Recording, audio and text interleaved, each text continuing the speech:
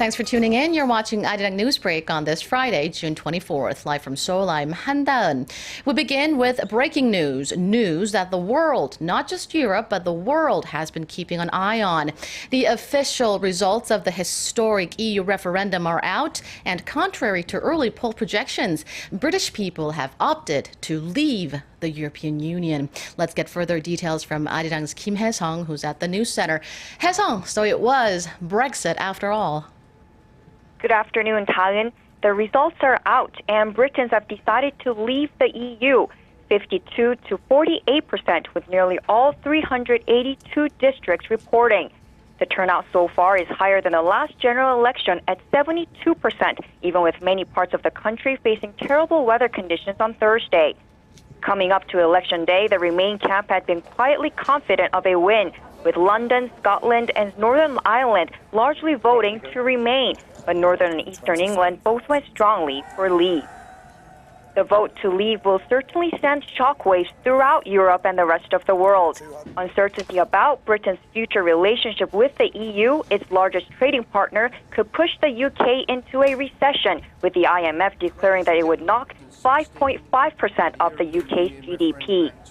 It could also have a negative effect on Korea, which sends automobiles and electronic goods to the UK under the Korea-EU Free Trade Agreement. Politically, calls for David Cameron, who called the referendum and led the campaign to remain in the EU, to resign could grow and potentially trigger a general election. So what happens now that they've decided to leave? I hear it'll take at least several years for the UK to completely exit the EU. Well, in spite of the results, today's vote doesn't mean the UK can leave the EU right away. Britain could negotiate a new treaty to replace the terms of EU membership and hash out issues like trade tariffs, migration, and the regulation of everything from cars to agriculture. But this process could take anywhere from between 5 to 7 years, and during that time we can expect further political debates and lengthy renegotiations of trade and diplomatic deals with the EU and other countries. The Leave voters will likely demand a tightening of borders to cut down on immigration, which was one of the main issues of this referendum. Also, the Brexit vote is not legally binding, and there are a few ways it could theoretically be blocked or overturned. But it clearly shows the will of the British people, and now there will be plenty of mudslinging among the political leadership in the country. Back to you, Taeun. Thank you, Hae-sung, for that. With the fear of Brexit now almost certainly becoming a reality, the pound has plummeted to its lowest level since 1985, with the British currency now at $1.33. Earlier, when Remain was looking more likely, according to early poll projections, the pound hit $1.50, a new high for the year, but just 6 hours later, it had dropped more than 10%. And it goes without saying the decision is affecting currencies all across the globe. The euro has fallen below $1.10, while the Japanese yen has jumped past 100 to the dollar. The Leave vote is also sending shockwaves through European markets, as most analysts say investors had expected Britain to remain in the EU.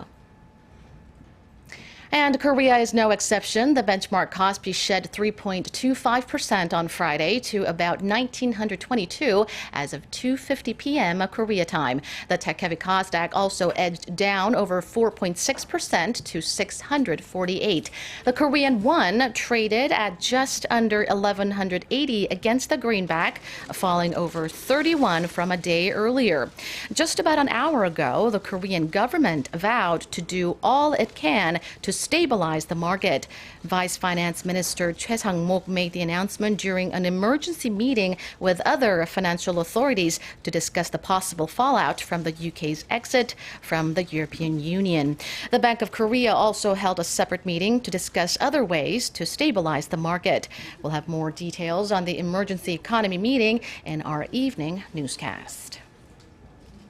Now to the latest on North Korea. The UN Security Council has spoken with one voice, strongly condemning the regime's latest ballistic missile launches. It's also pressing member states to properly implement sanctions on the rogue regime. Kwon So-ah reports.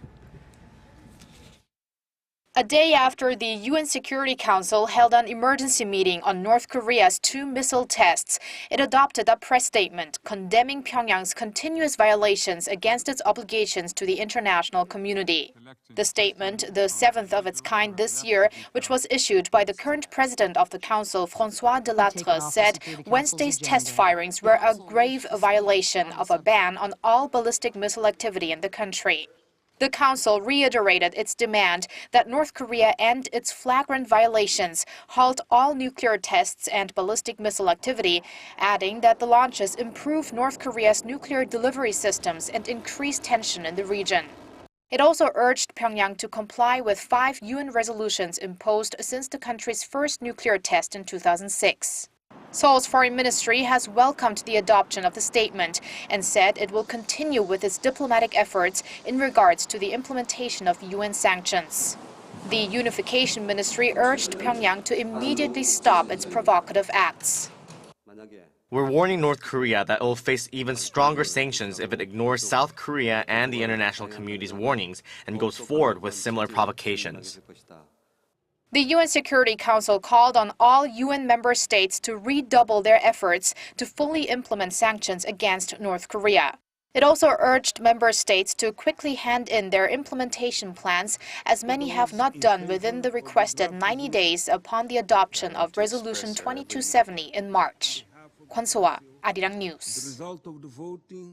And that's all from me, but keep it tuned to Arirang for more in-depth coverage and analysis on the EU referendum results and more coming up at 6 p.m. Korea time. Thank you for watching.